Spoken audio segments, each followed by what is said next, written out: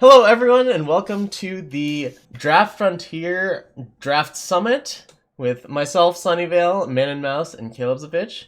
This is a panel showcasing different viewpoints of the format. I think one of the great things about Draft is that it fosters a lot of different playstyles and a lot of different approaches, and you can be successful with many different approaches to the format, which is, I think, different from Constructed, where I feel like most people have a similar approach to the format. So, my idea here was I would get together two of the best drafters I could find and hear what they had to say about the format and see how it's the same or different from my own.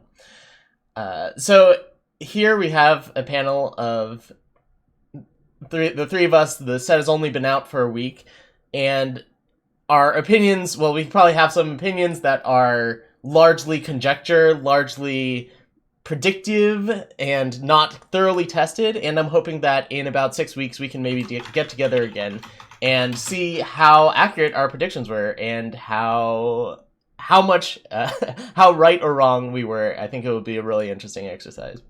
All right, myself, if you don't know me, my name is Sunyveil. I created FE, and I also do a draft pick order for every set. With me today, we have Man and Mouse, who top 16 the entrance exam event this week, and he also has a very excellent draft stream. How you doing, Man and Mouse? I am doing great. You know it's his stream by the self-deprecating stream titles. They are a hoot every time. We also have Calebovitsch, who does a lot of drafting content at TRS, including his own draft pick order and some drafting with the stars, right? You do Yes. a lot of those. And also has his own draft stream, which is at like 2 a.m. Pacific time. But I suppose if you live in Europe or you live in Asia, it's during some time when you're awake. How you doing, Caleb? Good, thank you. All right. So let's get started with what we think about the format. What are the first impressions of the format? Do you think it's aggressive or tempo-based? Do you think it's grindy? How important is evasion? How much evasion do you get for free with shift cards? How highly are you rating cards that do well in one of these things? Like, how highly do you rate tempo cards or cards that just grind people out or cards with evasion? That's a very simple question. Um, so I think it has changed a bit. The first 2 or 3 days in the format was less aggressive but very grindy based. Because the most obvious decks were basically like anything with time in it to just play 2 Horn of Plenty, put a bunch of dorks in it, and you have a deck and it's going to be a grind fest. Plus the fact in this format, I feel there are way less ways to break board stalls. Like back in set point 5.5, you had your Frost Wave, your Maddening Whispers, your huge combo tricks in Bottoms Up and Mighty Strikes, as well as other cheap combo tricks to keep the board clean in the first place. So this format has tendencies to stall on the board for sure, which in turn makes evasion much better. Yes. Also, the onslaught mechanic is an interesting thing here, and I will mention it up front, because when someone makes a weird attack, they might have a trick, or they just might need to trigger that onslaught. So that makes bluffing attacks more common than not, and that is for sure more interesting in my opinion. Also, evasion is. Yes, it should be picked higher because, I mean, a lot of good early units that you would pick in 5.5 were like, I mean, that set was missing the strangers and everyone was looking for the new 2/2s for 2. And right now, if you draft a lot of, I don't know, Angry Prophets or the 3/2 with Scout, the Shadow ones, the Crooked Alley Guides, and you have just the 2 drops, then you won't do much on the board usually, and you need something to punch through. All right, that's really interesting of a take because I felt like the first couple days of the format were really aggressive. Like I was just playing fire decks, and hold on, my webcam froze. I was just playing aggressive fire decks that had nimble conscripts and whatnot, and just a bunch of 2/2s, like the 2/2 charge for 2, and I was just getting in there and getting succeeding that way. But I do think that if people are prepared for aggressive strategies, like if they have just a bunch of stuff to gum up the board, then yeah, it's really important, as Man Mouse said, to have some way of breaking that stall. There aren't the huge combat not combat tricks, but there aren't things that affect the entire board. There's still crystallize at rare, but not a bunch of like commons and uncommons that let you break a gigantic board stall. Yeah, I mean, there are some really powerful evasive cards in this set. I think more so than we've seen in other sets. We've got like Steel Legion, Cloud Snake Matriarch, and there's the 3/3 Frost Elemental at uncommon for primal, and those are really powerful and cards. Lightning Sprite is also uncommon. Yes. Taurot Pilot, also a good threat in the air. That's a common, right? It's a common, yes. Yeah. So there are some good threats in the air. I actually think that like you need to have enough on the ground in order to stabilize before you can worry about that, because I think you can get run over pretty quickly by someone just shifting in a lot of cards. Yes, I mean we will get into the mechanics later on, but I wanted to touch on the curated packs problem. Do I do it now or later? Yeah, sure. Let's do that now. I think all of us, all three of us, and everyone in chat is probably thinking the same thing. Okay. What is it, Caleb? Can we swear here? Sure. Okay. So the curated packs are usually full of doo-doo. I mean, when you usually open the curated packs, there is maybe an uncommon, maybe something else, but each and every curated pack you open is like 8 crap commons. Or 7 if you're lucky. I would try to differentiate that. It highly depends on the color you are in. Like there's a vast power level difference depending on the color you are in. If you look at the commons, if you are in fire, you're usually in a good spot. You have Sharpshooter, Machete, Blinkwolf, Gundam. Like there's a decent amount of cards that are even above filler level that you like to have in your deck. If you are in Primal, you are pretty much out of luck. You have Lightning Strike, Scaly Gruon, and Advanced Scout. Yeah. As your pick. I mean, I like playing Lightning Strike and Scaly Gruon in this format, but Advanced Scout, it doesn't do enough for me. But that's absolutely right. I mean, all these cards that are just, stuff in fire, that's fine for your fire deck. But it's not good enough if you're playing Primal, and Shadow is another faction that we identified as being not very deep in the curated packs, right? I do really like. I do like Mob Rule a lot. I think that's actually one of the best cards in the curated packs. But agreed. Past that, it's not so great. I would formulate it this way. I can see myself drafting Mono Justice, Fire, or Time in this format. I can't see Mono Primal or Shadow. Okay. Basically, I think these 3 colors are deep enough to just build monocolored decks.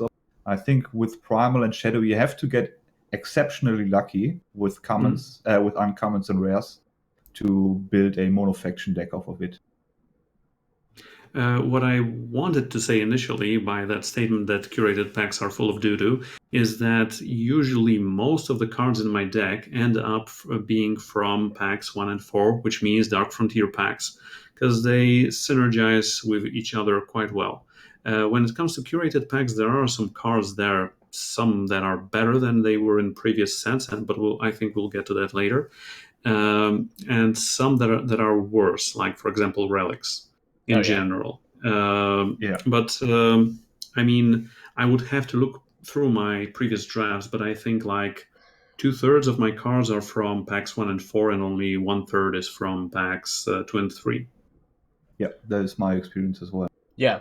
There are also a bunch of cards in the curated packs that let you either fix power or get back a card that you could have had in one of the set 6 packs, like Dark Return or something. There are a few of those that just let you rebuy a card from Reforge. yeah. You just want to pick these cards because the set 6 cards are so powerful and the curated pack cards are not. Okay, but you mean more powerful? But is there a power creep in the set itself? I think we've seen a return of 3/2s for 2. Like, there's a bunch of those now, and in, for example, set 4 draft, I think that was pretty rare. There were a lot of 2/2s for 2. And it used to be that we saw a lot of 3/2s for 2, like in the early sets, and then it gradually shifted to 2/2s for 2, and now we're back to 3/2s for 2. So I do think it is a little more powerful. I think in general the power level has gone down though compared to Defiance. I think Defiance had more powerful stuff going on in general. Yes, but Defiance also had more multicolor cards, and usually these are more powerful. I mean, there is no Costal Beastmaster here, but there are no 3-colored cards here, to the woe of some who are awaiting the remaining 5 trifactions. Yeah, but even cards like Infuse Guardian or Conflagrate or Power Boost, all of these are no longer available. Mighty Strikes, oh my goodness. Yeah, exactly. Bottoms up. Bottoms up maybe after the stream. Yeah, so one last note about the curated packs. I find myself picking and or playing Ironhook or Daze, and that's like, it's better than your other options a lot of the time. It's not obviously something that you go into a draft being like, all right, I'm going to get 3 Dazes and crush this draft.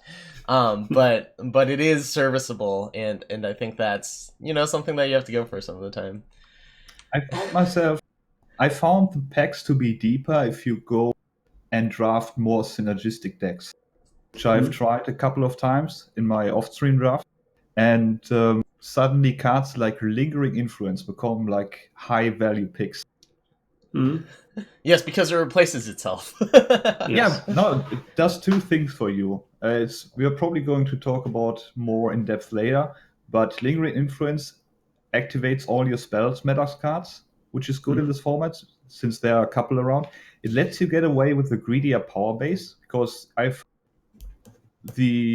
there are really not that many power sinks in this format, so you want to be as greedy as possible with your power base. And Lingering Influence does it all for you, right? It activates spells metas, it draws you a sigil, which means you can play more spells and you get a free scout on top of that. Yeah. Okay, so on from the curated packs, you mentioned power bases. How many powers and how many factions are you playing? What does the curve look like? And are you splashing in this format? If I may start. For the last week, I have stuck with the mantra that I said for sets 5 and 5.5 when it comes to the power base itself. And that means start from 18 power, which is the good old 40% from Magic. Magic the Gathering, for some of you who might not know that game. It has been around for a while. Anyway, getting from 18 power, and there are a couple of things that you can do for your power base. For example, I treat cards like Seek Power or Lingering Influence as power cards, which means I usually play fewer power. Something back from set 4 or 4.5 drafts. Were there 4.5? I mean, I was starting playing this game around Into Shadow. Never mind. The standards are usually treated as half a power, which means if you have 2 standards, you count them as just 1 power, so you go higher with that. And back in 5 or 5.5, I said that if you want to play 3 colors, you have to have at least 5 pieces of fixing, which meant strangers or banners or seek powers or whatever. Right now, when it comes to fixing itself, I tend to just play 2 colors without any fixing whatsoever. I mean, 9 power bases are very common for me. You have your seek powers. They're good, obviously. You have your your seats, which is strange but also cool. But they are uncommon. There's 10 of them, so usually it was easier to get an uncolored banner in a 3-color deck than an uncolored banner in a 2-color deck, obviously, because it's just 1, not 3 to choose from, and uncommon instead of common. As for splashes, in some of my first drafts, I had to splash because I didn't get enough playable cards. Yes, laugh all you want, but there is a draft, and it is in fact drafting with the stars number 12. A little spoiler alert: there I splashed a color, but I had 3 seek powers, which was kind of strange because it was the highest number of seek powers I ever had. I also splashed for it was Aurelian with Primal being the splash. I had 2 Primal standards and 2 Shadow standards and 3 Seek Power, and I didn't know what to do about the power base. But what Man and Mouse said, there are almost no power sinks in this format, and going forward, I might think about the base of 18 going 1 lower to 17. Yeah, go ahead. And shrug. And you go. So I've started out my power base usually starting at 17 to 18, see how that worked, and have since gone down ever lower. It's not uncommon for me now to play 15 power decks.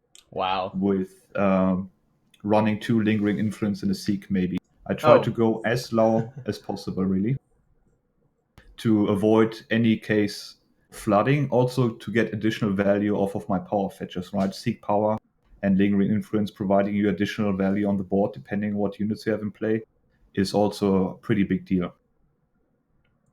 As far as splashing goes, unless I'm time, I usually get obscene amount of insignias or seats. I try to stay away from it because, the fixing is just really not there for it.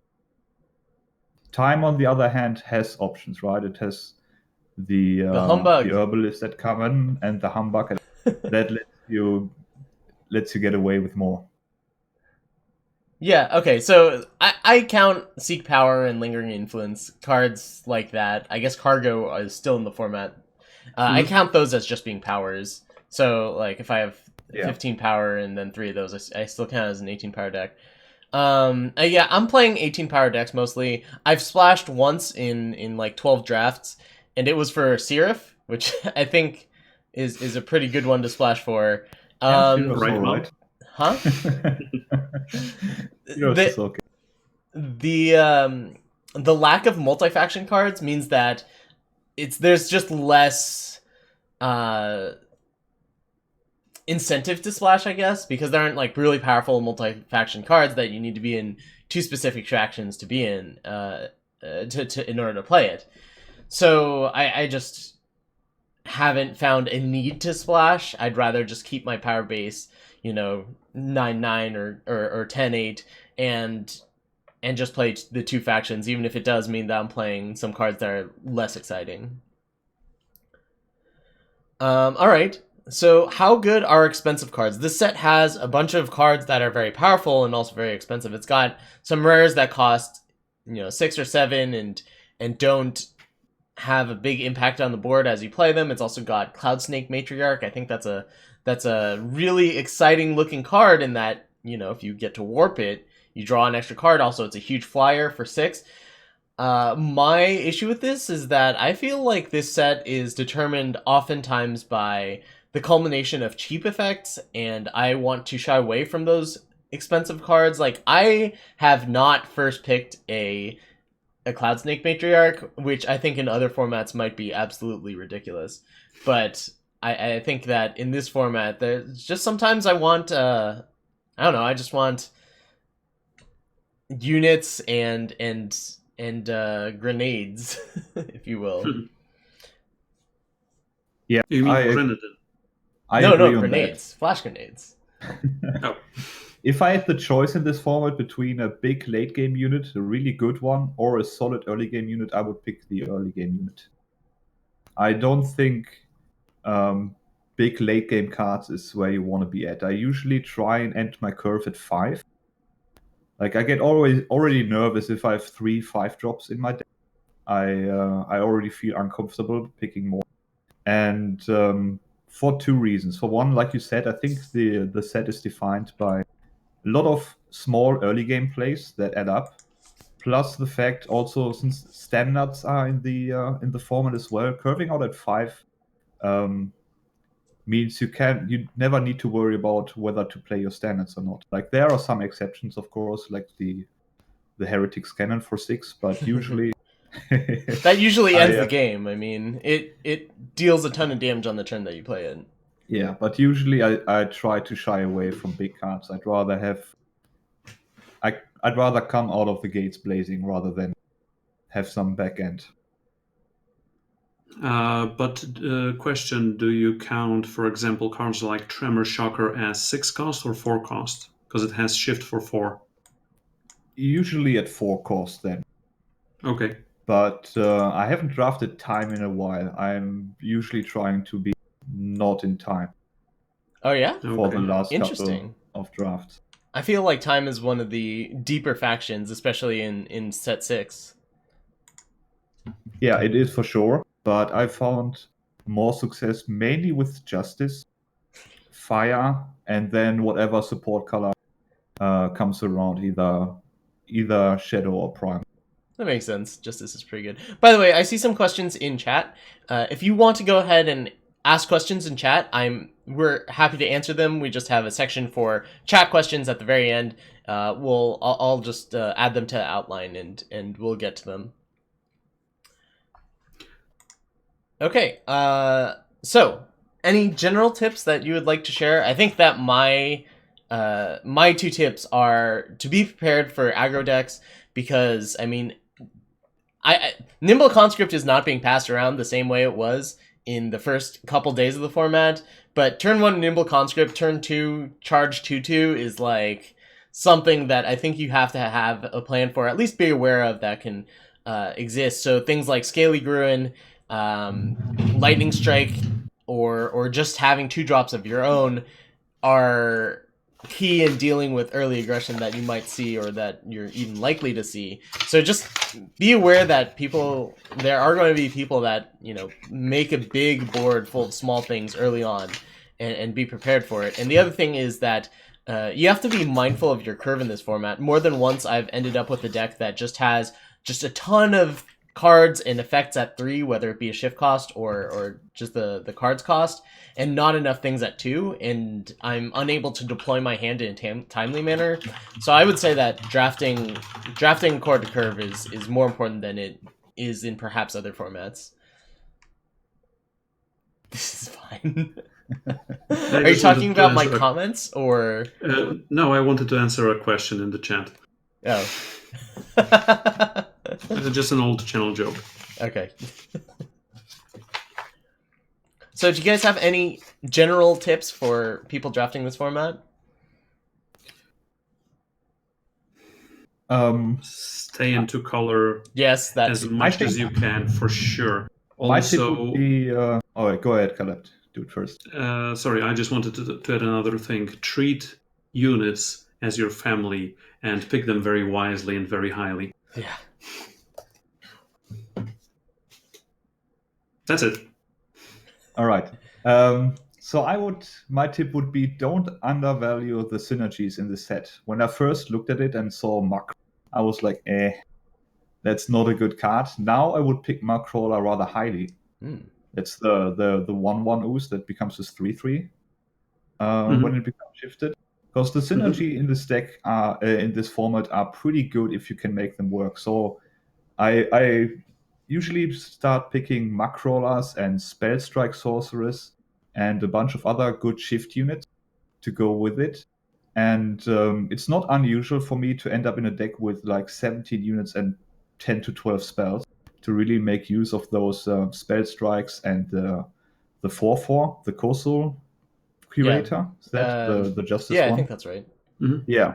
So I've shifted away from the less by the book draft. You just pick cards that are good in a vacuum and go more all in on the on synergy-based draft, and that has worked out better for me because I was struggling as Caleb was in the format, and I've since shifted my strategy, and it has worked out since I've been doing that. So I think the synergies in this format should not be underestimated. For sure. All right. Do you guys like or dislike this format? I have been enjoying it a lot. I definitely didn't like set 5, and I really didn't like set 5.5. I was a huge fan of set 4, and this feels a lot more like set 4 to me, and because of that, I am happy. I mean, I like all the new things. I like, even if they just buff 10 cards, I like the changes. And having a wholly different format than there was previously, yeah, I enjoy it. I said on my channel again and again, I like it. I don't understand it. I lose, but I still like it. But because I like all limited formats, honestly. Yeah, I enjoy this format a lot. I think Twist might be one of the best, if not the best, limited mechanic Direwolf has introduced yet. Like it adds a lot of decision points. I enjoy that a lot. And Shift and Onslaught are fine. Nothing too special, but fine. But in overall, I would rate this as a pretty good limited format so far. Yeah, I definitely agree about Twist, because one of the key things in Limited, one of the key skills is figuring out how to line your cards up against your opponents, right? And Twist gives you a ton of possibilities as far as that goes. So you have to really think about how big you want your unit to be. If it's something like the quill that just twists for 1, or anything that just twists for 1 that has a pretty cheap twist cost, you get to change its stats basically as much as you want, and knowing when to stop, I think, is very important as far as twisting goes. So yeah. All right, let's talk about some of the archetypes in this format. What are the archetypes you're looking for? What factions do you think they should be? Let's just go through the different keywords and the different themes that we see in this format. So let's start with Shift. What are you looking to see when you have a Shift deck? Or like, what cards are you pairing with Shift cards? What cards that have Shift that you're taking highly in this synergy? Tell us all about Shift. Okay, so Shift as a mechanic is very interesting when you combine the mechanics with the story behind it. So we're close to we're on the Dark Frontier, we're close to the Shadowlands, and you see some things in the shadow, but you don't know where, you don't know why. Oh my goodness, there's someone coming at you, and rather something, and you can't block it. Hey, it was Jack. It was Jack. Once upon a time, it was Jack, but now he's twisted. So theme-wise, it's good. I don't understand why they did such a keyword, because the name of Shift is strange. But I don't know. Maybe they looked at their keyboard and said Control. No, Shift. Okay.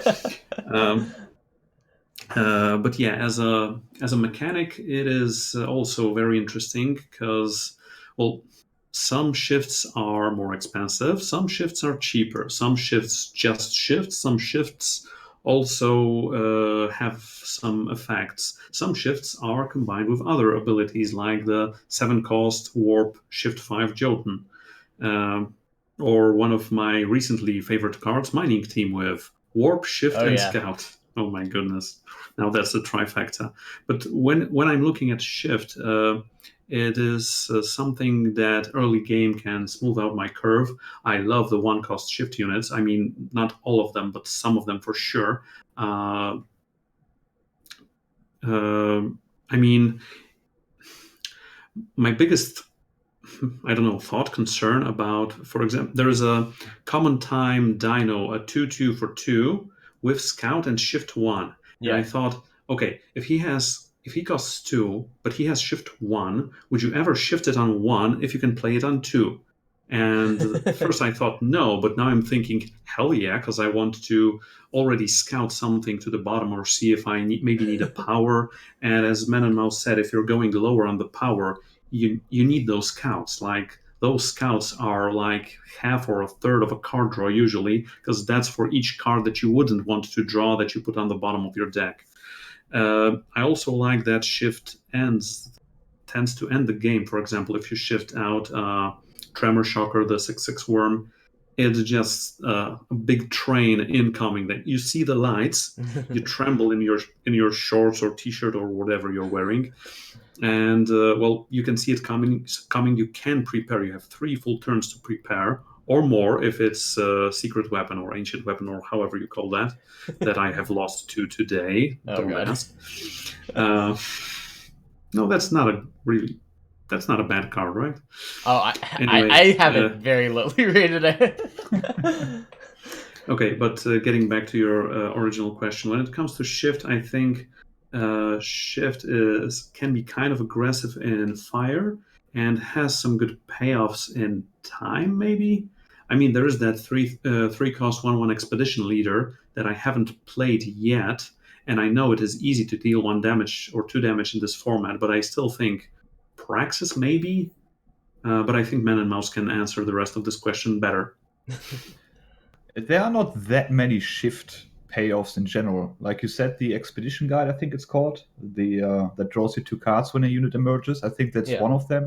And then you have the Muck Crawler that gets buffed while you have a shifted units. I don't think there are any other payoffs that common or uncommon, right? Yeah, there's a fire 2/2 that gets the stats of the shifted unit when it emerges. Oh, right, the expedition guide. Yes. Yeah, that's true. So these are the 3 shift payoffs, but I don't think there's really like a shift archetype that you can build around. I think you just play the units because they offer flexibility usually. You can shift them on 1, you can shift them, or you can just play them out on curve, depending on what your game plan is. And you have to keep that in mind because shift is a bit tricky. So if the difference of the power cost and the shift cost is 2, then the unit can attack at the same turn if you had played it normally on curve, but it can block a turn later. So if you're looking for a more defensive line, you want to rather not shift it if you can afford it, if you want to block. But if you are the proactive player, shifting is good because it can attack at the same turn and even gets the unblockable damage in. There are some cards that and that's basically the standard for most cards, this the difference of 2. But there are some cards that deviate from that. One is the Primal Flyer, the rare one. That's a 6-cost that shifts for 3, so you gain a huge advantage by shifting this guy out earlier. And then there are some cards that offer usually some kind of benefit, but at the downside that your unit will get into play later, like Combustion Brawler, for example. You can shift it at 4, get the exhaust, but you will miss out 2 attacks. Is it 2 attacks? And then you just deal 6 to the face. And then you That's Wait, a huge swing. 1 attack, right? Yeah, you miss 4 1 to attack. 5. Yeah, you miss 1 attack.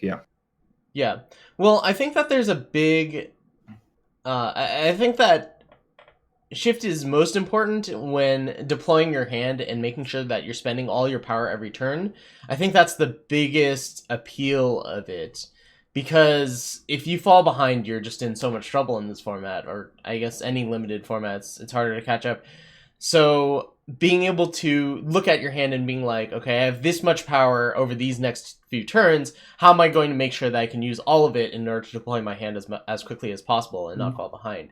I find that the existence of shift means that there are actually fewer blockers early on because people are shifting up their cards in order to get later. So that means a bigger board later on and a smaller board early on, so that some attacks that may be blocked normally go unblocked in turns like 3 and 4 and 5 while things are waiting to emerge. I don't think that shift is so much a mechanic, just something that you should, or sorry, it's not like a theme that you necessarily want to draft around unless you do have the expedition guide, the one that draws 2 cards. I think that's the big payoff. Yes. But rather just a tool in order to make your draft work a little better make your deployment work a little better and trigger Onslaught, which is our next one. So, Onslaught. There's some big payoffs for Onslaught, Yeah. and then there's some... Huh? Can I just get Yes. to Shift? Just one sentence. Shift is also the most trolled by Direwolf mechanic. Why did you say that? Did you see the ECQ stream? The last ECQ, Dark Frontier, when they trolled us throughout it all with Shift and then ended and raided? And I think they think they released the info 3 days later, right? Yeah, something like that. 2 or 3 days later. Yeah, 3 days because of the emerge, like the three turn emerge. that was pretty. That was well played. Yeah. Andrew Beckstrom came into my stream while I was reviewing cards, and we didn't know what shift was yet, but I was trying to evaluate cards that had shift on them, and he said that they didn't even tell him what shift was while he was making the cards. So, which I mean, I kind of doubt that, but I also don't 100% doubt that, knowing kind of what the culture is with some of the people that work there. Anyway, okay. Sorry. Second question. Because shift is a funny mechanic, because when you draw like a small unit in mid game or in late game with shift, and there's a board stall, you just shift it so that it can deal an additional 2 points of damage or something like that in 3 turns. Do you play or shift your Devotee of the Sands on turn 2? Oh, I absolutely shift it. Why? Most of the time. Because I don't want to get silenced. Silenced with what? That's a good question. Well, Kosovo Diplomat. That sees play all the time. The 3 cost silence. What's it called? Dispel. Dispel. Okay. Yeah. Okay. I mean, also, there's the 3/2 relic weapon that could be problematic. I think I want to shift that most of the time. But you're talking about cards, you were talking about shift cards in the late game. That was just a segue. That was just a segue to the devote question, I guess. But I want to get back to that. Sorry. It's really interesting in the late game if you draw a cheap unit that has shift on it, because do you want the unblockable in 3 turns, or do you just need to add to your board? I feel like a lot of the time you need to add to your board when both players are top decking, unless there's a gigantic board stall that you can't just wait 3 turns to shift something in. Like, the card won't matter enough, or like the not having the damage or the ability to attack and block for 2 turns is going to be an issue compared to getting a few points of unblockable damage in. How important it is to have the... Wait, what? Kazandrith? Man and Mouse, you get the power immediately when you shift it. Yeah, but that's the reason. Right, because okay. you can choose to shift it because you have a 3 power hand and you have a bunch of 4 drops in your hand, so you really want to keep the devil. Or you don't really care, you just want it as a 2 drop. The power would be nice to have, but it might be better just blocking, like a Blink Wolf, something like that. So you play it out unshifted, and if they use a combo trick to kill it, it's not a big deal. Okay, thank you. All right. Okay, Onslaught. There are some big payoffs for Onslaught. The one that comes to mind is Retribution, but there's also other ones. The one that grants Timidity, is it like... I don't know, it's got a pretty... the 7 cost? Yeah. The 7 cost 3/5 Aegis Flyer that is named. Give me a moment. I think I have it here somewhere. Valkyrie Accuser. Accuser. And I mean you, sir. The picture for Timidity is just fantastic. So there are some big payoffs for Onslaught. How are you triggering Onslaught? What do you want if you have a lot of Onslaught cards in your deck? What does your deck look like? Stuff like that. Mom? Well, that depends on the type of Onslaught cards. If I've got past 4 Svetja's Faithful, I'm actively looking for a couple of 1-drops, really, so I can get them out rolling as soon as possible. When it comes to Onslaught cards like coins, I don't usually make any specific deck choices for them, because they will get their value eventually. Because Onslaught in this format I found very easy to trigger. Really, it's nearly reliable to get your Onslaught value at some point in the game. So I think Onslaught is also not a mechanic you build around or take that much into consideration. You just pick good Onslaught cards and play them, and usually you will get the payoff. Yes. I mean, for me, when I first looked at Onslaught, it's just Spark that's easier to trigger because you just need to attack. And that is why, for example, like Mom said, if you have Svetia's Faithful, you even can take the 1-cost 1/3s. That is why in this format, you can play Cloud Snake Hatchling, the 1/2 flyer for 1 in Primal. That is why that, as Cassandra said, that the green Paladin for 2/1 invulnerable to damage on your turn is just amazing because it just attacks, and Onslaught. So yeah, it is very easy to trigger. Retribution, I mean, triggering Retribution is much easier than I initially gave it credit to, and this means it's a better card than I previously thought, at the beginning thought. But man, oh man, are the granite coins a pain in my behind. Yeah. So as far as triggering Onslaught, I think it's really easy to trigger Onslaught in the early turns of the game where you have cards that are shifted out and you don't have a board stall and you're just attacking a 2-drop into a 2-drop or something like that. I think that's pretty easy to trigger Onslaught in those situations, but I think that in the mid game it actually gets a little difficult. If a board stall happens, you might not have a great attack. You might have to attack, for example, like a 3/3 into 2/2s or something like that, make a trade that you wouldn't want to make otherwise. So it's just interesting in that there are some cards that, like, if you're curving out and they have Onslaught to have an extra effect, it's often easy to get that effect. But if you have something like the 4/4 weapon, the relic weapon that costs 6, it's like Ghostblade Dagger or something. It costs 6. It's a 4/4 weapon. It has Onslaught. Create a unit with the attack and health of the number of spells in your void. And like I found that one to actually be kind of difficult to trigger, because it requires some setup and you have to be late in the game, and it's often on a turn that you want to play.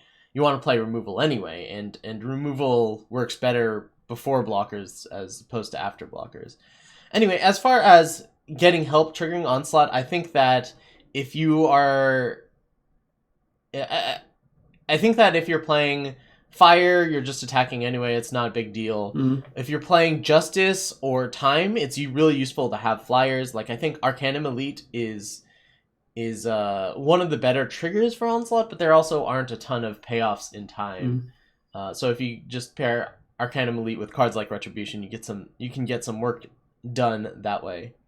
But one more thing that I already mentioned earlier about Onslaught is that sometimes and you both said that you sometimes attack just to trigger the Onslaught, and this makes the current combat situations at the current format more like I will give a poker analogy, mixing up your plays, because back in 5 or 5.5, when you attacked, you usually had that Mighty Strikes or Finest Hour or whatever. Right now, if you're attacking, you can have the trick. You might want to trigger Onslaught, or you might just be bluffing. So it's one of the 3 reasons, not one of the 2 reasons, that just attacking and you have it, or just bluffing, or you're just misclicking. So yeah, there's that.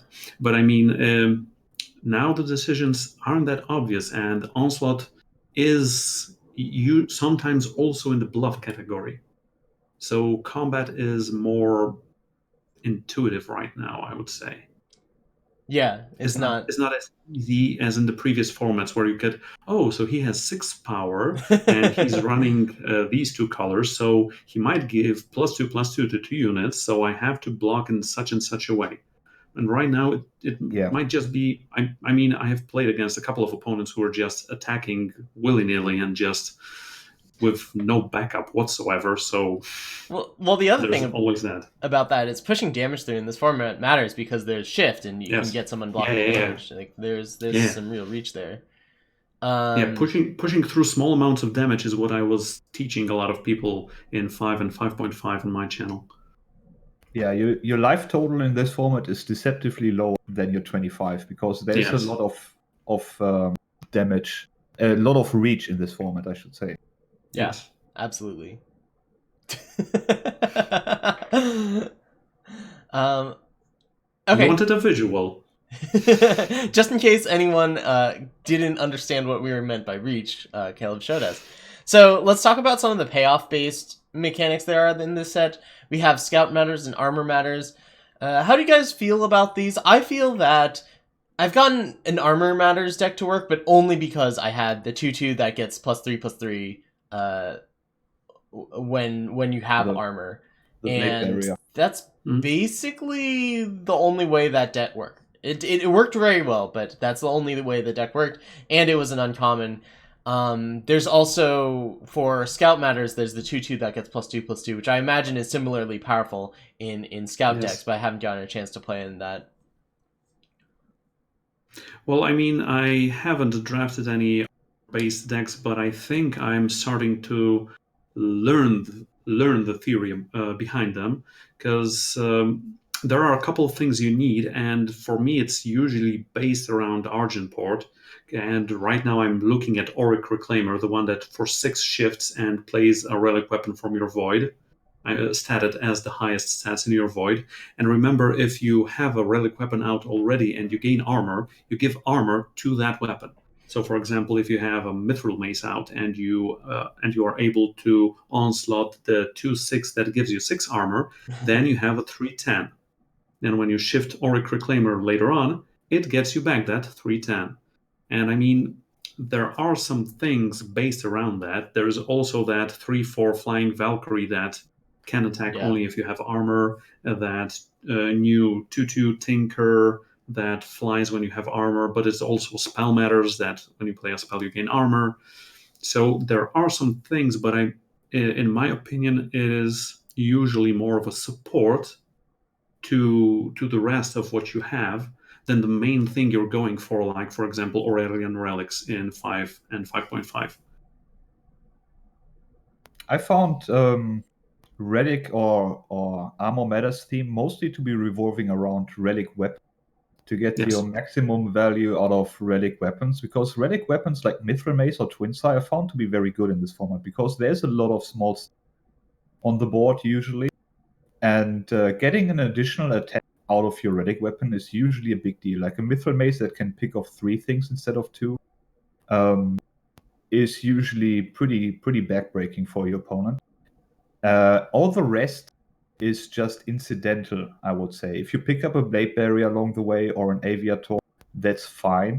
But usually what my main goal is to have some ways to gain armor and like 2 or 3 relic weapons in my deck and try to have that as the focal point of my deck then to win in the later stages.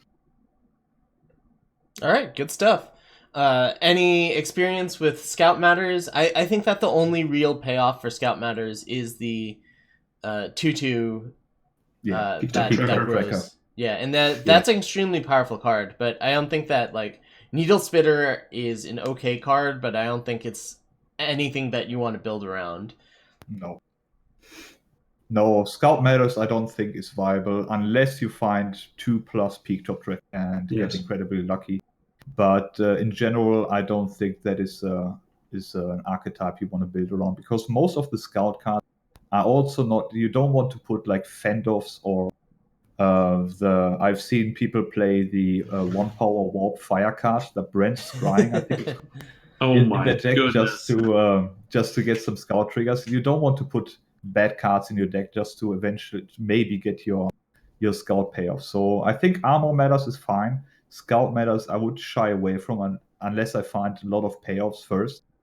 And but the third category I would like to mention is Spells Matters in this format. Yes. And I think that is actually a pretty viable place to be in this format. I found you mostly want to be in Justice, and then basically any other color works with that. Argentport works well because Shadow provides you with a lot of spell-based removal. I haven't drafted Arcano spells yet, but I think that is probably the best one because Fire has a lot of good spells in this format. Mm-hmm. And Charles, just Streets of Flame. yeah, Char, Streets of Flame, Daring Maneuver. There's a bunch of good fire spells in this format for sure. And while the payoffs look a bit weak at first, like Spellstrike Sorceress or Coastal Curated, if you have the right deck for them, they will put in some work for you. Don't forget about the uncommon cost +1/+1 +1 additional +1/+1 for yeah, the spell you avoid. Yeah, The Strength of the Inner Spells. Might. Oh. Yeah, the You spell guys like that card? Yeah, in the spell Matters, yes. I had it like dealing 9 damage to my opponent. It's a decent card in the right deck. And you can get it later on because a garbage on front. Yeah, all right. Yeah. I haven't tried that one out myself. And my favorite card from set 4 draft, Spire Spellsword, I noticed is back in the packs, so you can have that. I don't think it's as good in this format as it was in set 4. Yeah, but I'm usually not unhappy running or maybe 2 in the right deck. Like if it pushes early on, like 4 points of lifesteal damage, it has done its job for a 1-drop. Yeah, I suppose it also triggers the turn 2 onslaught if you have any Svetya's Faithful.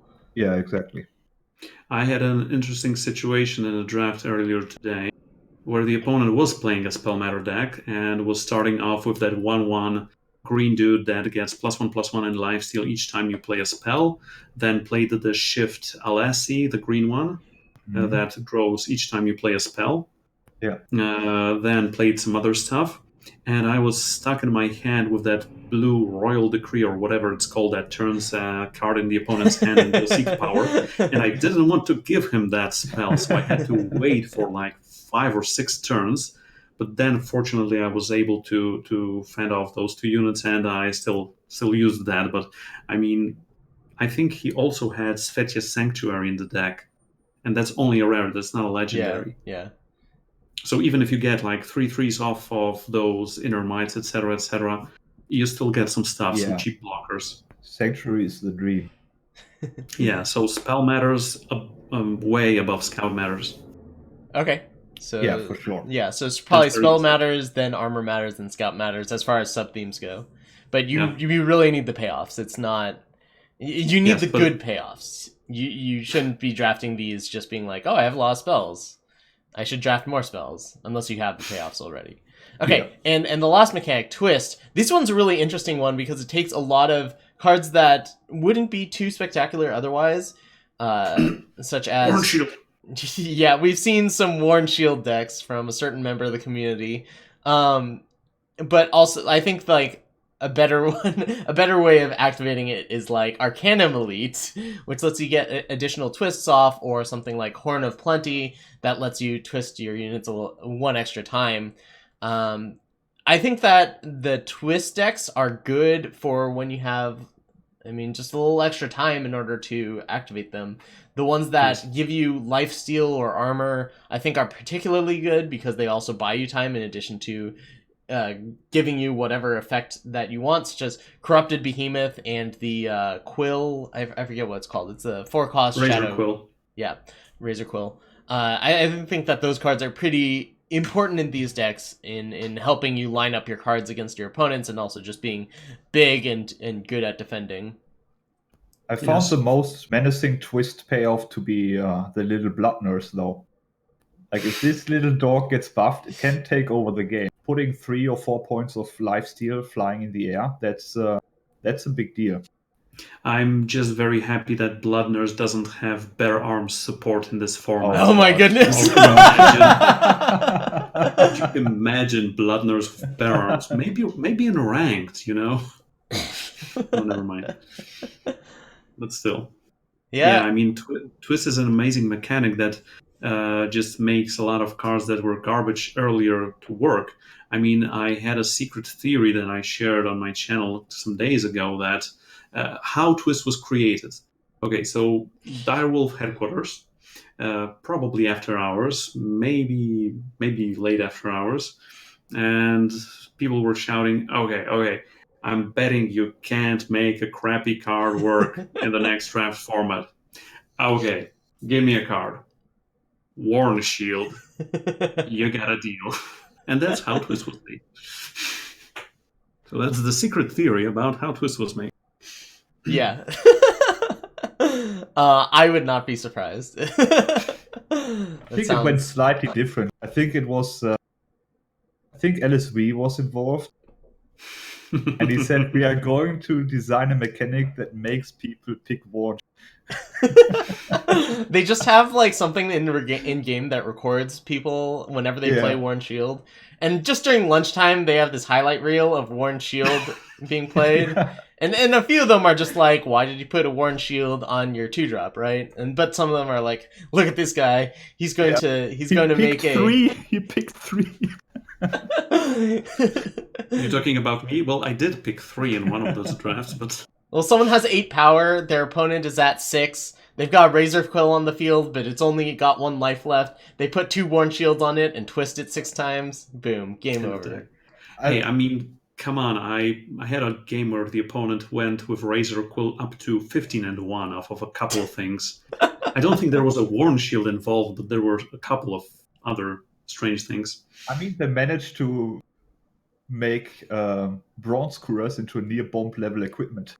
Yeah. I mean, all right. So you can do some wacky things with Twist, but as far as trying to win games with Twist, what are you thinking? I think that you just generally want to have a defensive deck. You want to have early blockers. Things like Horned Vorlunk are good at stalling the early game. Corrupted Behemoth, I think, is a huge one because it also gives you lifesteal. It attacks back for a ton. That's actually one of the top time commons now. I thought it was like okay when I looked at it, but I think it's really good now. Having overwhelmed is a big deal also. Behemoth for me currently is just 1 point below Infused Guardian in 5.0. I mean, in the context of this set, it's really good because usually when you're a Twist deck, you are slow, so you will fall behind, and then just have a huge body that also heals you for a bunch is a big deal. Like if I play tempo-based decks. And on turn 5, there comes the Corrupted Behemoth. I'm like, shit. Yeah. Well, I mean, even if you're playing a slow deck, you don't particularly want to see a Corrupted Behemoth because it's going to hit you for a ton. Yeah, I mean, the closest thing that can get to it, aside from... Yes, use it once. Use it exactly once and don't attack.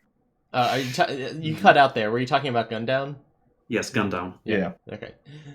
But also remember about a couple of cards that are really good with Twist, and they are both in Shadow. One is the rare Scarecrow, that retwists a unit. Another one that is a bit deceptive is Withering Touch. Switch a health of an enemy unit with the health of one of your own units.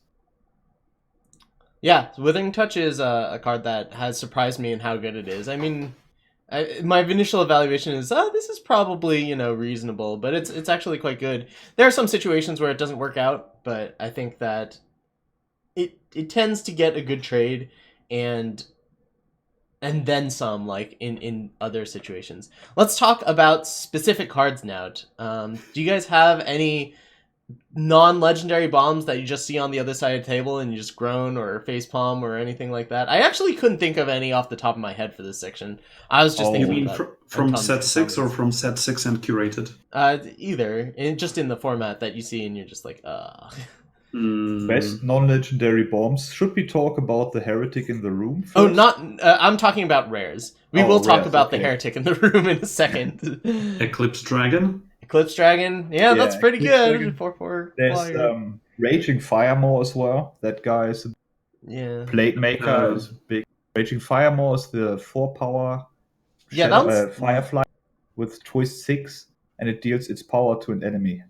But it's a legendary. Yeah, that one's a legendary. That's a legendary. Plate Maker is also the 2/5, very good defensive stat line in order to twist it and then start buffing your team. Locust Hatcher, the 6-cost 5/5 time with Warp that gives you locusts for each spell you play. Oh yeah? I'm not actually a huge fan of that. Spells matter.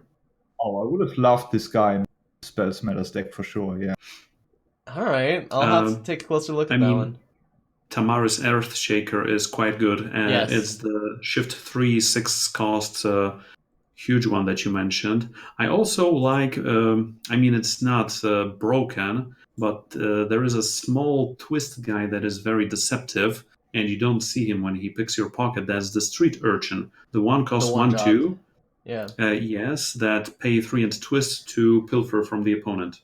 Yeah, that's just to me that looks like just a better version of the The the blue 4 one? drop primal card. Like the twist cost is the same, but you get Yeah. Yeah. I mean, 3 That pipes. guy- me and Gibbon plus were thinking about that forecast uncommon dude. He's just missing one thing, flying, and then he would be okay. Oh yeah, it would be quite good if that was the case, I think. Okay, let's talk about some of the uncommons. I think one of the this is an aside. Any flyers with twist, I think, are just really good because Yeah. a lot of the times in the air you're just trying to maximize damage, and also if your opponent is hitting you with flyers, the flying twist units are fantastic blockers for them. True. Okay, so let's talk about best uncommons. I think that this set has some just like insanely powerful uncommons that are on the level of rares, better than rares. One of them, many people have mentioned, Heretics Cannon, killing Yes. people out of nowhere. I think in particular with Shift and getting the unblockable with that, you can just do a huge attack. The Brawler into Cannon is just like an instant classic, 16 damage, can't block it. And it also just gives Overwhelm so that, you know, if you get one good attack in, you can get another one and finish them off. Doesn't even have to be a good attack most of the time. Just has to get one attack in, and the life total swing is too big to recover from. Yeah. Yes. I think I played against I forget who it was. It was a prominent draft member. I don't think it was one of you guys, but I played against someone and I just put a Heretics Cannon on a Rebel Sharpshooter and it just attacked a bunch. They could never do anything about it because Yeah, I think that was against me. Oh, that was against I you? remember that. Yeah, I remember that sharpshooter. I had that situation today in a draft also, but not against you guys. Yeah. So that's definitely up there as far as best top uncommons. But my personal pick for best uncommon in the set is Lightning Sprite. That is, I mean, it's card selection. It's not card advantage. You don't get to draw a few cards off of it, but it's card selection on top of the big flyer. And I think that when you have those two things, it's just extremely powerful. And its twist cost is only 1, so the filtering effect is very cheap and very affordable. A lot of the times we see filtering effects that are more expensive and that makes them more difficult to do, but this one not only filters very cheaply and also attacks for a lot. So that's my personal pick for best uncommon in the set. What about the green 2-cost dude, Restless Deadshot? There's a 2/2 Gunslinger uncommon with lifesteal. Pay 3 and twist to stun an enemy unit. Yes, that's also very powerful. I think that, well, the format slowed down a bit. I think at the very beginning of the format, lifesteal was just like absolutely insane because I just felt like people were really aggressive. Depending on how important the lifesteal is, it can be really good or just good. But I don't think it's quite up there as far as some of the other cards as in the uncommons. I don't know. Do you have an argument for it being like one of the best uncommons in the set?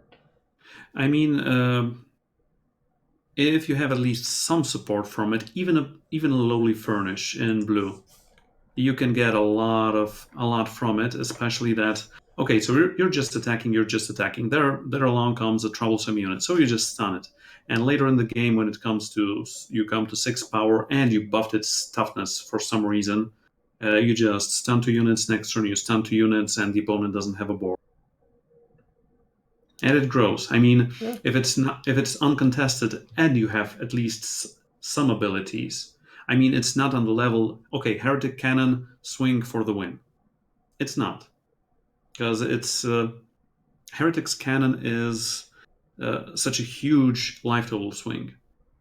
There are only a couple of things that can prepare you for it, like maybe isolate, but not always. Like envelop. I think envelop might be one of the best answers for that, but it's not a good card anyway. It's a decent card, but not a good card.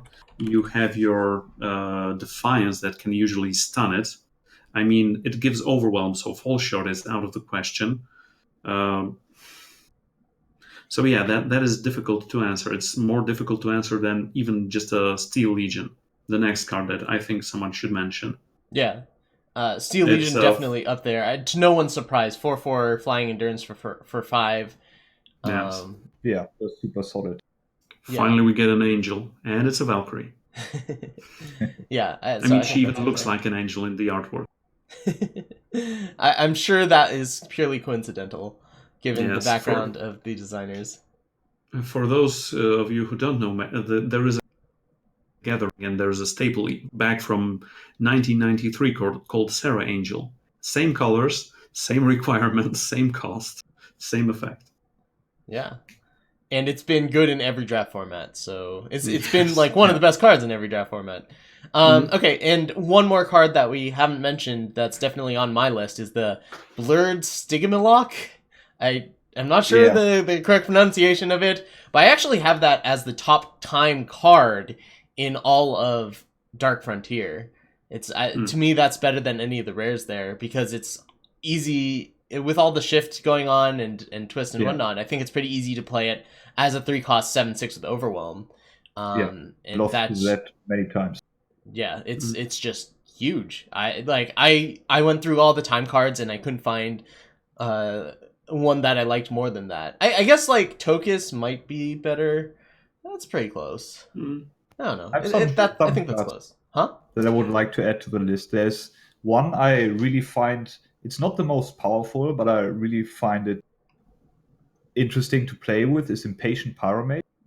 The 2/2 fire card that has Onslaught, draw a card, reduce its cost by 1 this turn, and discard it at the end of the turn. You really have to think about your sequencing and about your deck when you want to play this card to get maximum value off of it. It's just a very interesting card to play with. I don't think it's the most powerful. One card I would like to add to, I think might be the best fire card, is Sensari Dervish. Like that is the dream for an aggressive deck. This guy coming down turn 5, exhausting a unit, and getting in for 4 points of charge, that's a really neck breaker. What about Combustion Brawler in Fire then? The 5-cost 6/4 Overwhelm, the enemy player can health and shift 4 exhaust.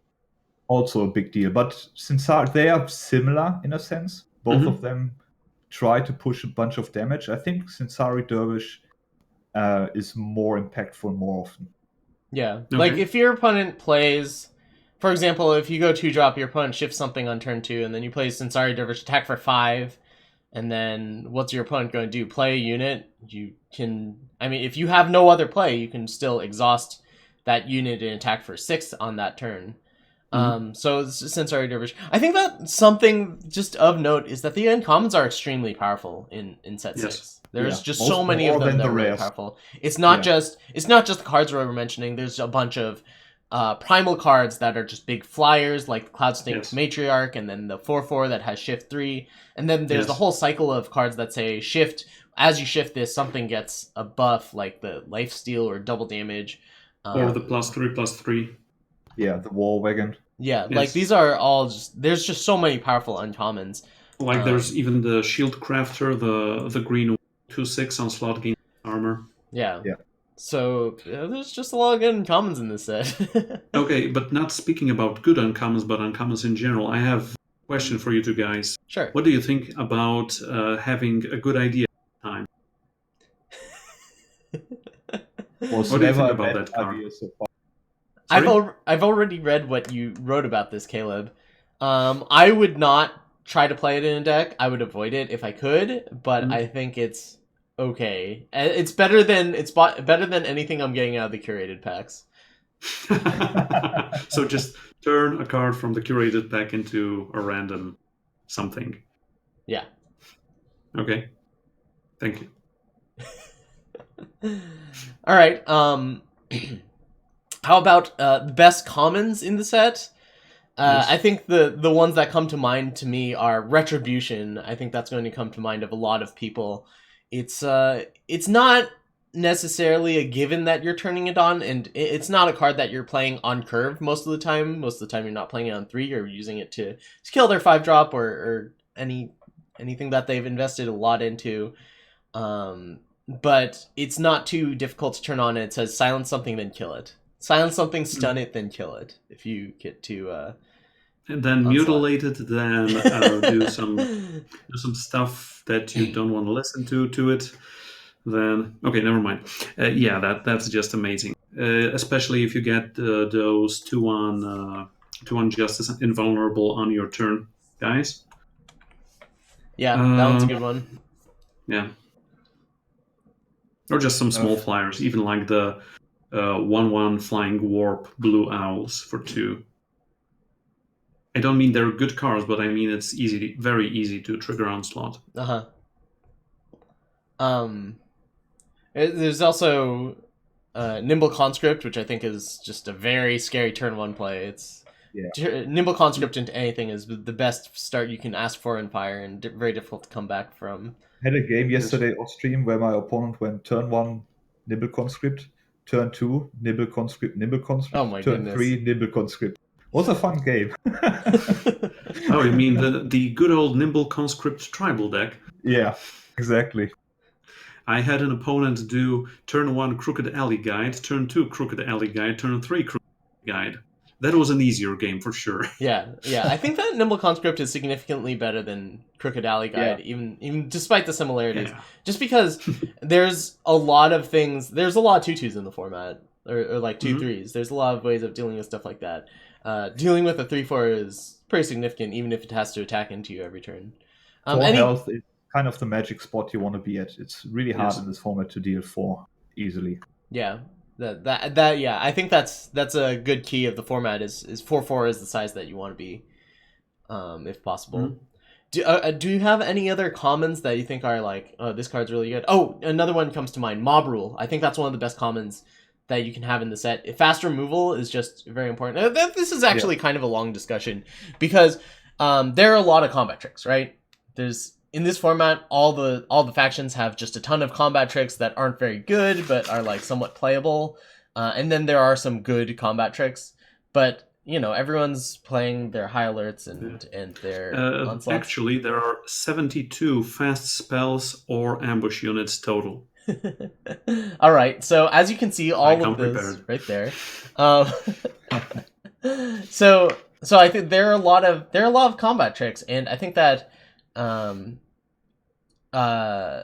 Also, red is the new green when it comes to combat tricks. I guess so. And +2/+2 is the new +3/3. Yeah, no more finest hour. So I think that Mob Rule is really good because you can blow out those combat tricks. Your opponent can make that attack, the classic 2/2 into 3/3. You block with your 3/3. They use a combat trick. You get to Mob Rule or Fall Short or whatever. I think that those cards, fast removal, is at a gigantic premium in this set.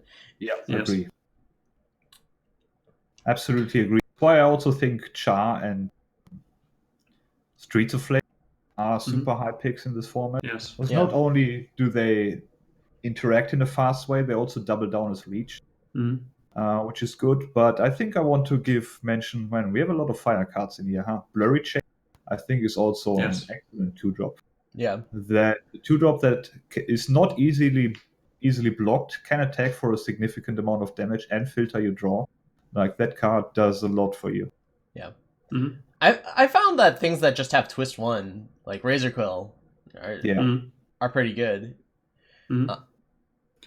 I wanted to say something about a couple of cards as well. One that was very deceptive for me. It might not be the best common, but is right there on top, at least from my initial expectations of that card to the current level, is actually Mining Team.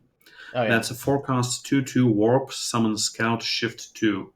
I mean, if it's not turn 1, if it's not in your hand, you usually can just warp it for 2 and then scout. So it's drawing 1 1/3 card like for 2. Yeah, I like that card a lot. Yeah, I mean, Blink Wolf.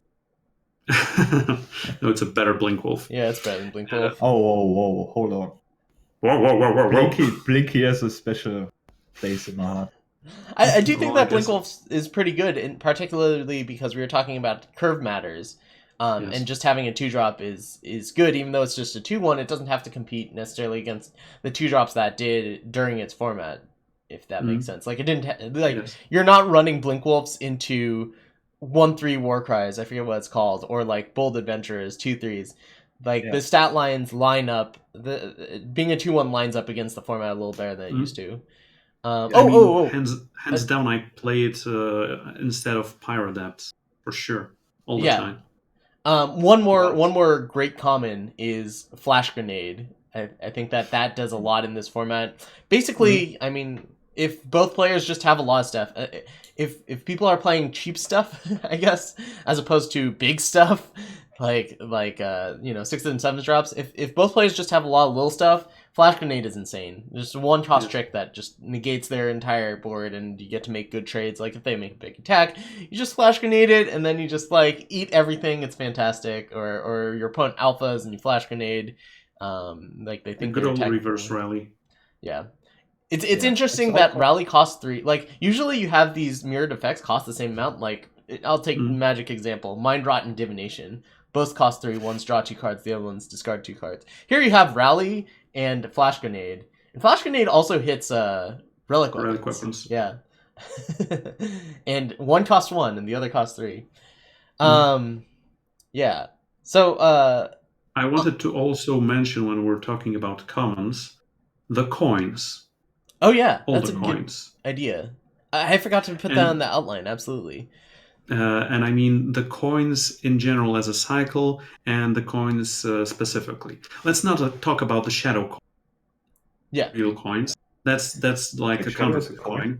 You probably play it in a shadow deck, like if there's nothing else in the pack. You don't think so? For all your life force effects, yes.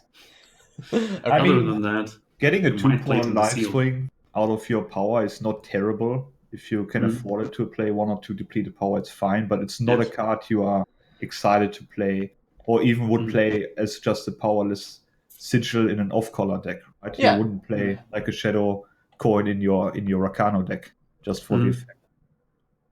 I'm not picking that over anything, but like if it happens to be in my pool, I probably play it if I'm in shadow. And I think Mum touched on a very good subject. Do you splash red, green, or blue coins in decks that don't have these colors at all, just for the effect? Like, for example, in Ranked and Constructed, some Reanimators were playing Privilege of Ranks and some Justice Sigils just for some card advantage. So do you, for example, in your 100% Skycrack deck, do you play green coins? I think you do. I think Which that ones? I think you can do it for all of them except the shadow one. I would even consider time. I'm not saying 100% in every deck I would do it for time, but I think the other ones are powerful enough that it's worth it. So in this set, the faction requirements are not extremely difficult. Outside of the quintuple, like Godan and Siditi and Rust and those cards, it's not too hard to hit your factions, and I like that just from a consistency standpoint.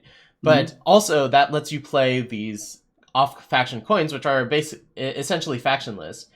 Like they provide power, but they don't provide influence. I think that you can play them in your deck because you're not too concerned about having the right influence, and you get an effect, you get an onslaught effect for them, which is nice. I think that the best one is probably the Justice one, putting a weapon on it, followed closely by Primal, because I found it a bit awkward at points to get in a free attack and then like get a good block, if that makes sense. Like get a good attack, then get a good block in the same turn. For the Primal one, because I think the Primal one, if you just put it on a card without the onslaught effect, would be the most powerful thing. Like your opponent has a 3/3, you have it attack into your 3/4. But I've been having difficulty setting up a ward where I can make an efficient attack and an efficient block. Need to leave you guys for a second. Right back. For me, the blue coin is the most conditional because you can't you rather play it in defensive decks, but also in aggressive decks. If the opponent is attacking with their small or medium units, it just means that they won't be blocking your units, and the reckless stays. And I think I personally like the red coin as well because it deals with many like menacing small units or the so-called over-twisted units. Yeah, if your opponent gets a little too greedy with their twist, you can just pick one off, which is nice. Someone pointed out that the reckless stays on the Cobalt coin.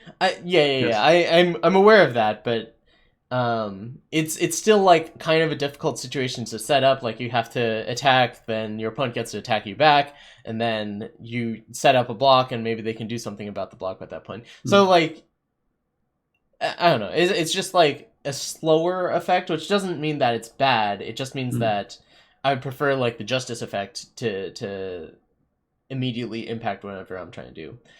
Okay, my personal best use of the Cobalt coin is on an opposing Seraph that was twisted once. Yeah, just go ahead and eat it. Helped with that situation for sure. All right, let's talk about cards that we're evaluating different than other formats. I think that, Caleb, you talked about this early on. Yes. When like the relics, they just don't matter as much in this format. So Yes. like I think Yes, Eternity yes. Core is much worse, whereas it was one of the best cards you could get in the Relic Matters decks. Yes. I think now it's it's okay. I mean, you get 2 additional power, but it doesn't have the payoffs that it used to. I mean, Porcelain Mask would be played in a lot of decks, in a lot of Yeah. Aurelian or Elysian decks, and right now I just look at it and say, ah. I mean, the only relic that really stays from good old set 5, or bad old set 5, is Pitfall Trap. Yeah. That is the only one that is good. I've been happy with that. So relics go down. On the other hand, all things that buff toughness go up, like Refresh, like Warn Shield, like Furnish is new, but still. Yeah, we also mentioned that. Yeah, Warren Shield. There are a few other cards that I think that were Arcanum Elite is great right now. highly questionable that are actually playable, like Meditate, or is it Meditation? Yes, Meditation. Yeah, that one is actually surprisingly playable. Yes. Because there are so many warp cards where there weren't in the format that we had or Meditation.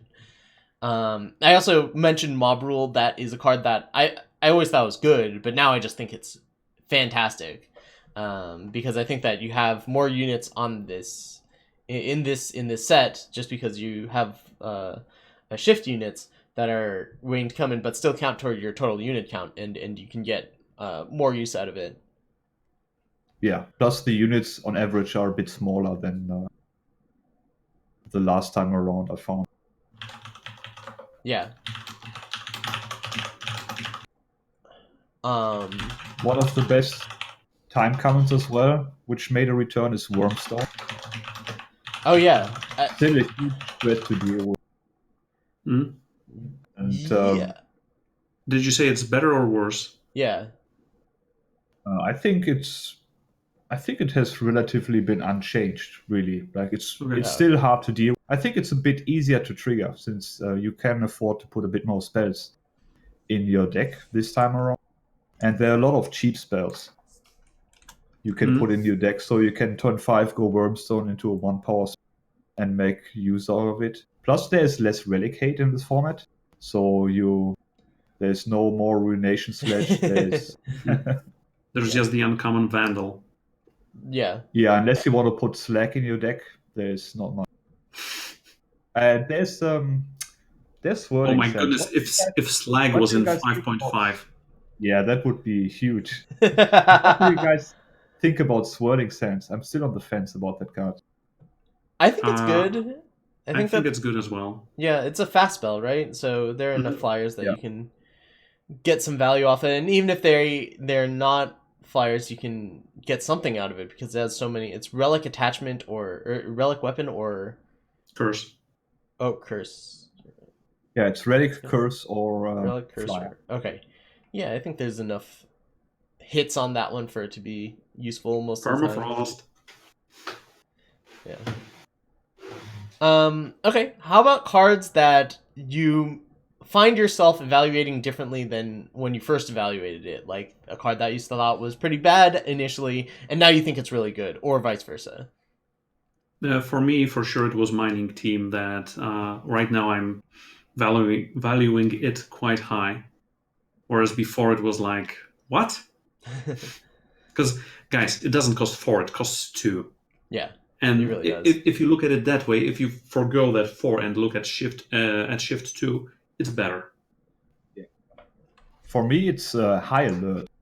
When I first looked at it, I found it too expensive for what it does.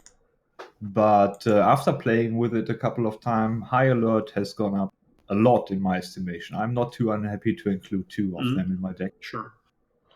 I think the card that I was most surprised about is Tremor Shocker. I looked at it and I was like, just a really expensive card. I know you can shift it a little early on, but I've been really impressed. 6 unblockable damage is no joke. Being able to develop it at 4, even if it doesn't hit the board for a while, I think is a big deal. So I've been impressed by Tremor Shocker. And I didn't expect it to be good, but it really has been. I was thinking also about Omnivorous. It's a bit lower than I initially gave it credit to. The 3/1 Killer Overwhelm Time Dino. Yeah, it's good at triggering Onslaught, and it can trade with something, but otherwise it's generally just worse than something like Streets of Flame or Extract, which I think are better versions of the card. What do you guys think about Eviscerate? The card I wanted to touch upon. This card has gone down for. Oh yeah. At first I thought unconditional removal for 5 sounds pretty good. But as I mentioned earlier, I'm hesitant to play too many 5-drops. It's probably always going to make my cut, but I'm very deliberate about how many 5-drops I put in my deck. So I don't pick it as highly as I used. Yeah, I think that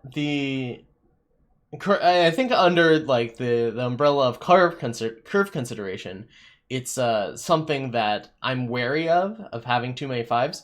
But I think that generally I'm really happy to play an Eviscerate. It's certainly better than Gundown. And Gundown, I guess the difference is that Gundown is you're taking a curated slot, a curated pack slot, and Eviscerate is taking a set 6 slot. But I'm usually happy with Eviscerate. Like having some sort of unconditional removal in your deck is generally pretty good.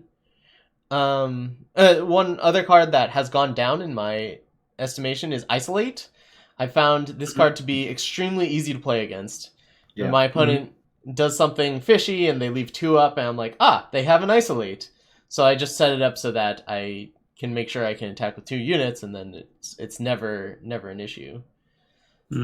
What do you think about Submerged Titan? The 3-cost 1/1 time with 4 that grows like Bear Arms. I'm not too hot on it. It's okay. I guess it's okay. I thought it was better than I feel it is now. Yeah. But I mean, if you play it shifted, it's like really easy to get overrun. If you play it unshifted, you can still get overrun, and it is also vulnerable to any sort of removal. Yeah. If you play it unshifted, it dies to basically anything. Like Silence, Granite Coin, anything kills it. If you play it shifted, you will eventually get a good attacker/blocker, but it's going to take a while. Like even if you play a unit 8 turn, you have a 4/4 3 turns later. It's not that big of a payoff really. This card has certainly gone down for me as well. Oh yeah, and another card that I think has gone way down for me is Darkweave Enchantress. I saw it as something that could repeatedly shrink your opponent's units, but the twist costing 5 is not too good, and even it's not a very good body. It starts out as a 0/4 and then it becomes a 1/3. Is that, or is it 0/5 into a 1/4? 0/4. 0/4. Yeah, 0/4 into a 1/3, and it's not like Lumen Defender where it just blocks everything. Yeah.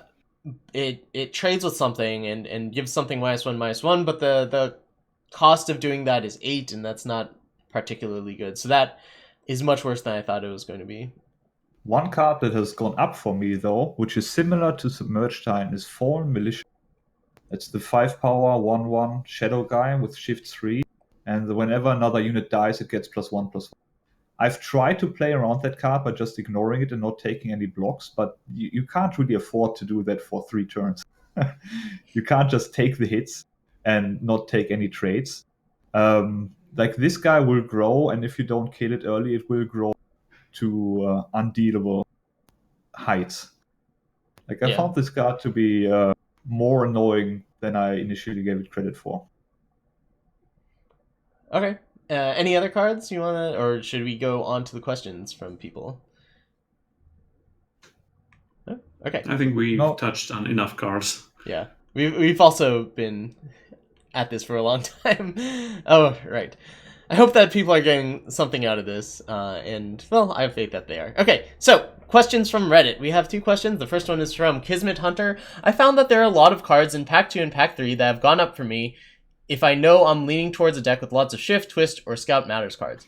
Are there any uncommon, common cards in those packs that you've noticed overperform or synergize with those mechanics? And I think absolutely. I mean, cards like definitely. Refresh, you're playing in a Twist deck, and you're happy to play in a Twist deck. We mentioned War and Shield, but I would rather have Refresh than War and Shield, personally. Obviously.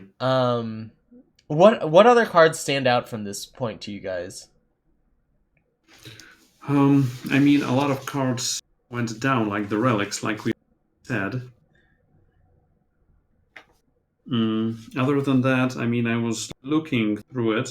It is for sure when you get the chance to, for example, get a triple influenced card like, I don't know, what is it called? Shadowlands Tyrant. It's much easier to cast now than it was in, for example, in the previous formats. On the other hand, getting those... No, never mind. Just mind blank. Never mind. So another one that comes up to me is that, like, meditate. Is it I don't know if it's meditation or meditate. I'm just gonna call it meditation. Okay, so like meditation, I thought was like 1 out of 10 in set 4, but now I think it's serviceable because there's so much warp. Like there's just a bunch of random units that have warp, and you're probably gonna have some in your deck. So being able to meditation something and then play it again, I think it's way better than I thought it was going to be, even if I don't think it's like insane.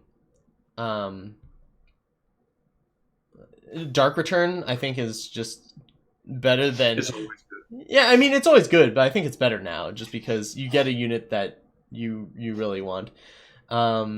Even something like Pyre Adept has been better for me in this format than other formats. It's not good. Or like Blink Wolf. Just things that fill out the curve at 2 that I've been more happy with than I... Units in general, because it's very difficult to get good units out of packs 2 and 3. Yeah, that's another thing. You might just not have enough playable units. Yeah, there's also one I touched upon earlier, Lingering Influence. I think that does a lot for many decks. It adds a spell, it lets you play fewer power, it scouts for you, which is pretty good. Soaring Guard has gone up for me because it's an early flyer that enables Onslaught. It can provide you armor for various synergy. Yeah, that one, definitely. And Kosul Diplomat, actually. I'm not too unhappy to play one of them because it stops a lot of early shenanigans. Like it gets the quick draw of a Blurry Chaser you can't block. It gets the it stops some early twist shenanigans, or just the early Ram Flyer, something like that to slow your opponent. I found Diplomat to be pretty reasonable in this form. Yeah. It's you're not super excited, but on the other hand, getting a playable 2-drop out of the curated packs is pretty big deal. Yeah, that's a big deal. Surprisingly big deal. Okay, other question from Reddit. Hoyt the Mage asks, how much do you think having a faction having an insignia affects its power level? Is Huru say better than Prax? I don't think that's the right example, but a faction with an insignia versus a faction pair that doesn't have an insignia, I think there's basically zero difference. They're uncommons. The fixing is, well, I mean, like, the fixing isn't good in this format, but you're not splashing much anyway, so you don't really need fixing that highly, especially not out of the Dark Frontier packs. Yeah, especially that you can just play 9/9 or 10/8 power bases with just sigils. Yeah. Okay, let's go on to some of the chat questions that we've got. We're going to have a lot of these. We're going to have to cut. Okay, so we're at 10 minutes to answer chat questions, and then we're going to call it a day. Meagles asked at the beginning of the stream, would love to hear how each of you feel like you're doing in the format. Don't necessarily need a win rate, but are you crushing, struggling, etc.? I am excited to say that I am 70 and 28 in this format, so I feel like I've been crushing. I've been loving it. These guys have... I am really just down in the dumpster right now, but I hope I will learn more about it. And being down in the dumpster means I'm just more incentivized to learn the format actually than hate it. So I'm not doing well, but I still like it. I'm a bit middle of the road. I have had some days where I struggle. Recently, I've done a bit better, mainly in my off-stream draft. But yeah, I still can't picture a sick deck. What a sick deck in this format would look like. Back in set 5 or 5.5, you could take a look at a list and wow, this is an absolute train wreck, or this is like 7-win material. In this format, I'm still struggling to have this vision of a deck, which I try to draft and evaluate how good this deck is going to be. I mean, also in Defiance, maybe not in Homecoming, but in Defiance, the decks that you got were repeatable, like a lot. And here, I think at least I get like all the different stuff. All the color combinations are actual archetypes. Yeah. And I really like that. I think that it makes you think every single time. You don't just be like, Yes. oh yeah, I'm just going to pick up every renown card and every payoff or every enabler for renown, and I'm going to have a sick deck. You have to really consider what your deck's going to look like. Okay, Hatchet Ninja asks, does anyone have any awesome stories of high rolling good idea at the time? I have not played with or against it, so I'll leave this to you guys. I have one, but you have to read Drafting with the Stars number 12 on teamrankstar.com because it's there. Teamrankstar.com for drafting with the stars number 12. Yes, I remember seeing that one. I had so many, probably forgot most of them. The most memorable probably was just warping it, getting a Heretics cannon and winning the game. So was pretty good. But I also got an Idol of Destron. Oh my goodness. So yeah, I've been on both ends. Occam's Razor asks, do you have any thoughts on the sealed format? I'm finding it hard to practice through draft alone, wondering if sealed will be much slower. I think sealed is much slower. Just playing the Entrix exam, I was able to play a deck that just had a ton of 7 drops, and I think it was pretty good. Like, you're just not going to have people with 8 packs. People are just not going to have consistent power bases. They're not going to have enough playables in two factions. Like, they're not going to have enough cheap stuff to make a good aggro deck. I think that it's going to be very grindy as far as the sealed format goes for the most part. Sealed traditionally is less streamlined than draft, so you can get away with more. Yes. Also remember that your opponents also have crappy pools. Yeah. Like I did. Yeah, so just... Like Mom did, but he did excellent. Yeah. Okay. So, Staggerly asks, how playable do you think Expedition Leader is? How many other shift units do you need to make it pickable playable? I don't like Expedition Leader that much. I feel like you have to go really deep on shift in order to make it good, and when it is good, it's very good. So how many shift units would you have to have? I mean, you would need a lot of shift 1 units. Because if you play a shift 1 unit on 1, and you play Expedition Leader on 3, the shift unit emerges on turn 4, and you already draw 2 cards. So if you have a couple of those, it's like high rolling, what was it called? Arachnid eggs into Akanthas Outriders. Yeah. But more card advantage, less aggro.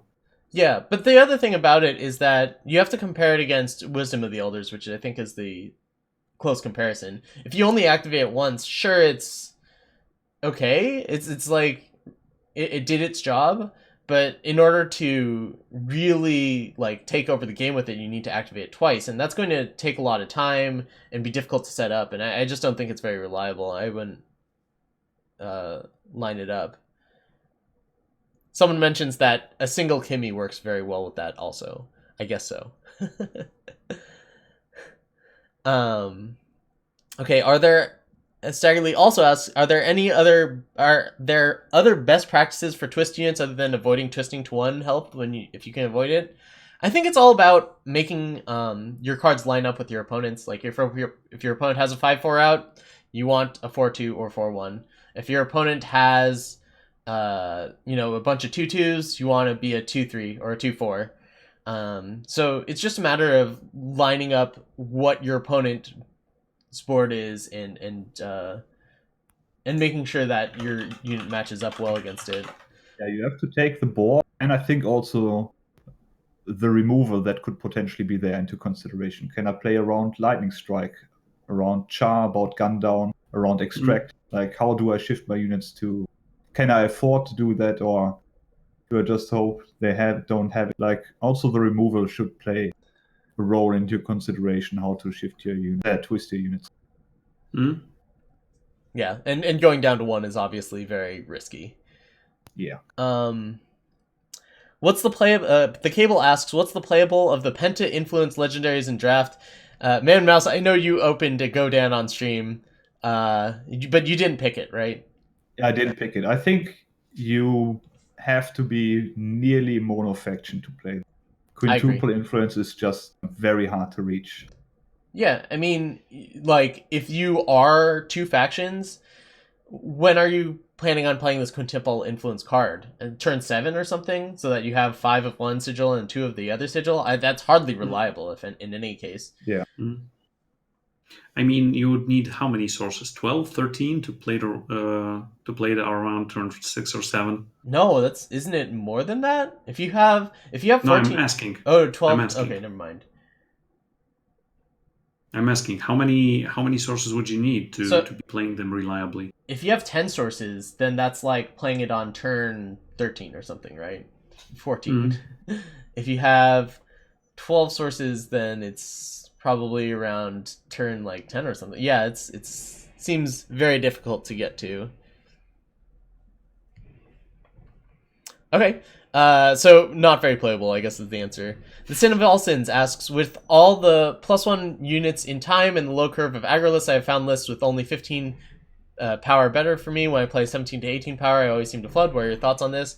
I still like playing 18 power. Man Mouse was talking about cutting down on power as much as possible because there aren't very many power sinks. So one thing about this is that I think that because of warp, you want to make sure that you always have enough power to play your warp cards. So if you've got a lot of expensive warp cards, then you really need to be able to hit 5 or 6 on time. And like if you have high alerts in your deck, the last thing you want to do is being stuck on 3 and having a high alert on top, or even like being stuck on 4 and trying to deploy and have a high alert in a position where you don't really want to play it. So I'm actually just sticking with 18 power, and that's where I want to be. But I know you guys are lower, are talking about being lower on the curve than me. Yeah, for sure. I found the greedy approach to be more successful so far. And I mean, it depends, of course, on the deck, right? If you have power things like Twist and Warp in your deck, you want to play more power. But usually in decks that don't have, but do have other ways of card filtering, or basically have ways of card filtering like Scout or Loot, you want to try and limit your power base as much as possible. Also in this format, in this draft format, remember kids, play out your power. Don't keep it in hand. Yeah, certainly. You might need it. Yes. Is there any reason to hold power in hand? Is you're not saving up for empower cards? Lightning Sprite, Pitfall Trap, other than that. Those looters. There's nothing that causes people to discard cards. Yeah, I play out your power. All right. Occam's Razor asks, any thoughts on the speed of the Masters Challenge sealed format and what it will be like? I guess we talked about this. Yeah. Yes, okay. About sealed. Kazandrith, is there different opinions on what quantity of power? We've also talked about this. I Am Monstrum asks, how many lingering influences or seek power would you ever play in a deck? 3. I'd go up to 4. I don't think I'd play 5. I mean 3, because then you have 15 power cards and 3 seek powers. And easily have an 18 power base. Yeah, I think I would 3 go up to... are fine. Yeah, depends if I have spell synergy cards. I wouldn't mind playing 4 of them, for sure. Yeah, then sure. Yeah, I think I would go to the 4 sometimes, because I have played 19 power with, if I have like standards or something, or coins or something, some way of some depleted power. Any chance you could load up a draft and discuss the picks? No, we're out of time. Okay, any closing thoughts? Anything that we've missed? Anything that you want to get out there before we wrap it up? No? Have fun and draft a lot so that the waiting queues are shorter than... Yeah, we don't need 5-minute waiting queues anymore. Also, dear Direwolf, include more draft tickets in regular rewards and especially in Twitch drops. Thank you. Yes, I would be happy with that solution to this problem. 5% chance of getting a draft ticket in the current special Twitch drops. Thank you. Good night. All right, let's get to plugs. All 3 of us are content creators. Man Mouse, what would you like to plug? Sure. I stream every weekday and occasionally on the weekends from 5 p.m. my time, usually around 10 p.m. On Mondays and Tuesdays, we mostly draft. On Wednesdays, probably do some drafts, and the rest of the week we do. So if you like drafts, come and stay. come over, say hi, and yeah, lots of great people in chat usually. It's a sweet little community. And we just do lots of limited content. So if you want to check it out, I would love to see you there. Yeah, I can endorse Man Mouse's stream when I'm not on. Definitely a good time. You are streaming right after this, right? I am. I'm going to be streaming. We do a couple of regular drafts, and in 4 hours the draft portion of the entrance exam starts, and I will be streaming that as well.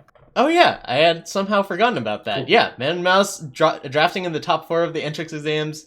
I'm cheering for him. I assume Caleb is also cheering for him. Yeah, obviously for my Western brother. Yeah, that's exciting. So yeah, we'll be hosting that immediately after this. Caleb, anything you'd like to plug? Thank you. The name is Calebovitsch, but you can just call me Caleb, okay? Other than that, you can also find me on Twitch. I am streaming Central European time-wise in the mornings and midday, so it's usually from 10 a.m. to 2 p.m., Monday through Friday. Mostly drafts, also sometimes some ranked, some sealed, sometimes some Darkest Dungeon, maybe some other things. And if you want to know, I also produce a lot of other draft content. For example, on teamrankstar.com, on the main page, you can see Drafting with the Stars, number 12. That's a written article about my choices during the draft portion of a draft I had like a week ago from OnStream. Also on Team Rankstar's YouTube channel, Drafters, Episode 1, where I am drafting alongside Notorious GHP, and we're talking for an hour throughout our draft picks and deck building, like literally an hour. I am currently also editing episode number 2 with Gibbon++, and the drafting portion takes an hour and 15 minutes. So just a lot of opinions about the format. Should be on Team Rankstar's YouTube channel today or tomorrow. I will link it on my Discord, on my Twitter, etc., etc. But generally, you can find me on Twitch and on Discord. Thank you. Yeah, and if you're watching the replay of this, I will include links to all these things in the chat. I don't have them ready yet, but I'll be getting them to you. Myself, I'm Sunyveil. Of course, this is my stream after all. I start at 8 a.m. Pacific most weekdays.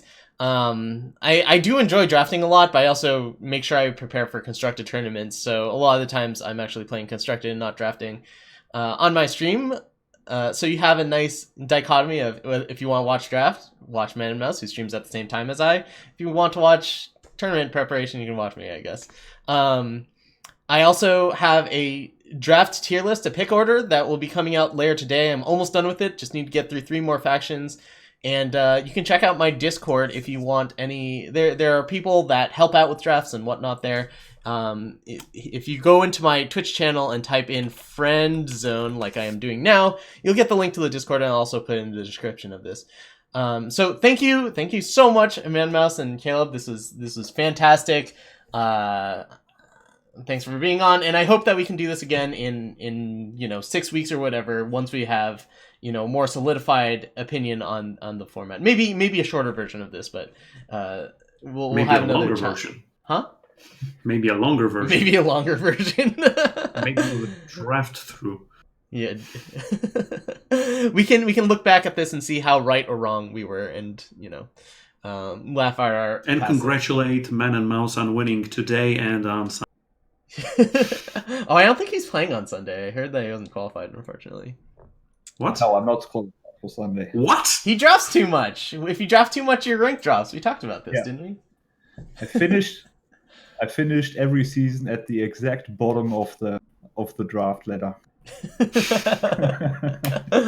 proud myself in that. Direwolf, fix this. Yeah, I think that this is something that we could fix. Anyway, thanks everyone for tuning in. If you're watching live or on a replay, it's great to have you. Look forward for future things like this in the future, because I certainly plan on trying to arrange them. All right, thanks everyone.